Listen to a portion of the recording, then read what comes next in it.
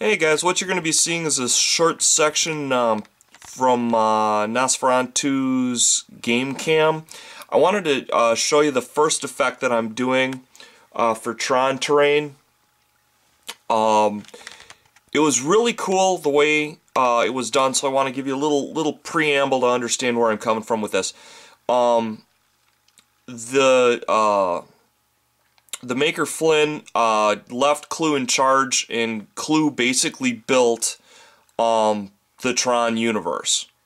And I think what was going on in the mind of the game designers was how Flynn was teaching Clue. And I think Clue, because he had no view of the outside world, he had to go by what Flynn's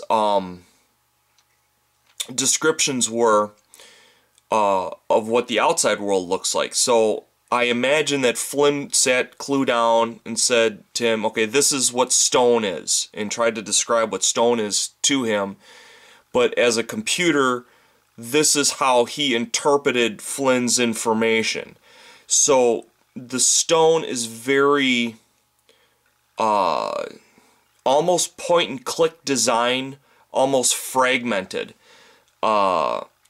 It's very, very geometrical as opposed to natural, but it's got some natural texturing. So I wanted to show you what this looks like, guys.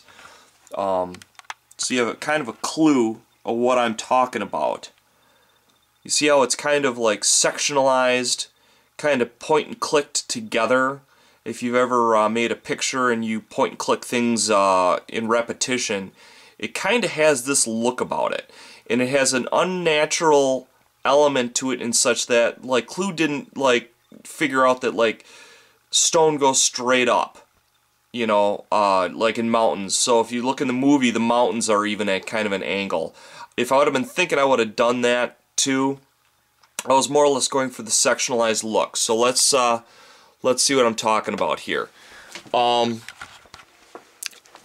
designed the stone to look kind of point and click. If you look at it, you're going to clearly see there's a grid format to it. I wish I would have done it at an angle. That would have been cooler. But actually, I could cut that base at 45. I may still do that.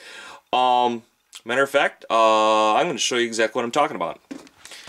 This is how you can easily and quickly fix your problems.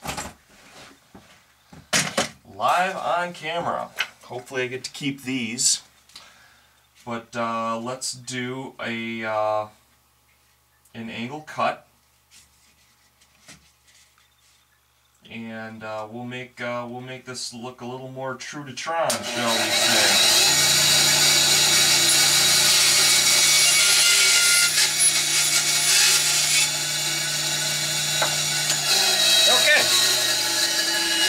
That's an easy fix. So, there is your angled stone. Angled cut base, angled stone.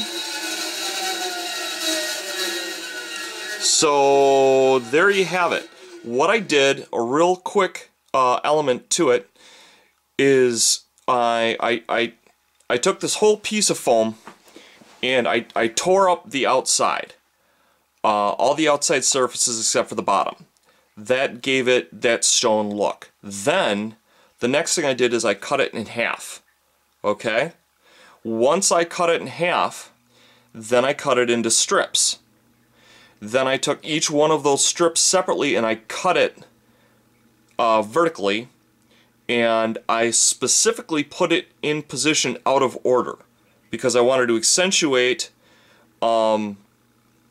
the kind of point and click look. And then I did that for each section, and I did it with the flat to the table, so I had a perfectly flat section.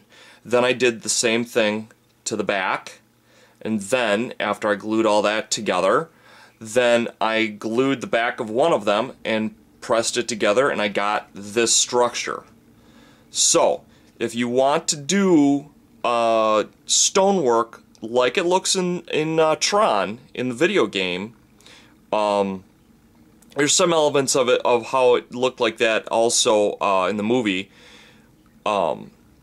this is what it'll end up looking like. Of course, you want to black base it, and I 3-layered it in a dark, medium, and light gray.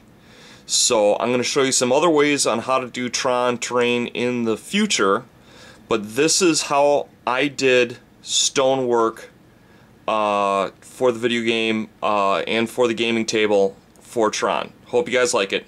Bye-bye.